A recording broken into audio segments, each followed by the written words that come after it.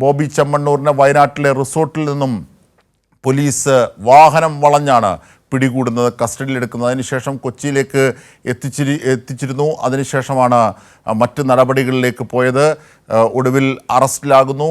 ഇപ്പോഴിതാ remand report അടക്കം പറയുന്ന കാര്യങ്ങൾ, അതായത് ഈ പ്രതിക്ക് ജാമ്യം നൽകിയാൽ പ്രതി സാക്ഷികളെ സ്വാധീനിക്കാനുള്ള സാഹചര്യമുണ്ട്, പരാതിക്കാരിയെ ഭീഷണിപ്പെടുത്താനുള്ള സാഹചര്യമുണ്ട്, പരാതിക്കാരിയുടെ ജീവൻ അപകടം ഉണ്ടാകുന്നൊരു സാഹചര്യമുണ്ട്, വിദേശത്തേക്ക് കടക്കുന്ന സാഹചര്യമുണ്ട്. ഇതൊക്കെ പോലീസ് കൃത്യമായി വെളിവാക്കുകയാണ്. മാത്രമല്ല, ചുമത്തപ്പെട്ട വകുപ്പുകളുടെ ശാസ്ത്രീയമായ വാദങ്ങൾ കൂടി മുമ്പോട്ട് വെച്ചാണ് പോലീസിൻ്റെ നീക്കം, പ്രോസിക്യൂഷൻ്റെ നീക്കം. അതൊക്കെയാണ് ഒടുവിൽ വിജയത്തിലേക്ക് എത്തിയത്.